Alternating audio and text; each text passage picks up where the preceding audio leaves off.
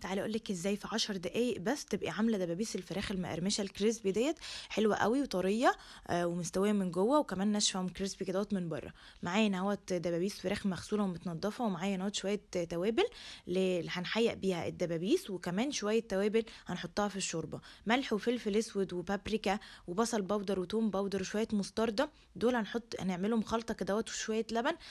هنحط فيهم الدبابيس بتاعتنا بعد ما نسلقها. هنحط بقى في الشوربه بتاعت السلق مكعب مرقه وورق لورا، وكمان او ورق غار يعني، وحبهان. عندي انا دي الشوربه بتاعتي بعد ما اكون غسلت الدبابيس بتاعتي وشلت منها الجلد كويس قوي وشطفتها كده تحت الميه وخرمتها او عملت فيها فتحات يعني عشان تستوي كمان من جوه ما يبقاش فيها اي دم او زفاره او اي حاجه.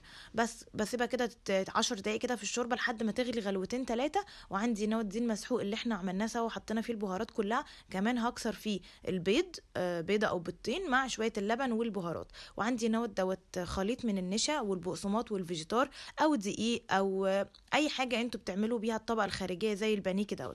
بس بقى انا بعمل الطبقه دي كذا مره، مرتين او 3 يعني. برجع احطهم في الطبقه بتاعه التوابل دي وارجع احطها تاني برضو في الكريسبي، وارجع احطها في طبقه التوابل واحطها في الكريسبي حوالي مرتين او 3 او 4 على حسب الكميه اللي عندك. وعندي بقى زيت غزير وسخن كده يغطي قطعه الدبوس يعني بتاعتك، او انت اقعدي مثلا زي ما انا بعمل كده كل شويه بالمغرفه كده تحطي عليها زيت سخن علشان خاطر تتحمر من كل النواحي، وفي نفس الوقت تقرمش كده وكريسبي. بس كده وده شكلها بعد ما خرجت. وطبعا انت ضمنتي انها تبقى مستويه من جوه. بصوا لحمها ابيض من جوه وما فيهاش اي دم وما فيهاش اي حاجه خالص بسبب ان احنا سلقناها. جربوا الطريقه دي وبالف هنا وشفا. باي باي.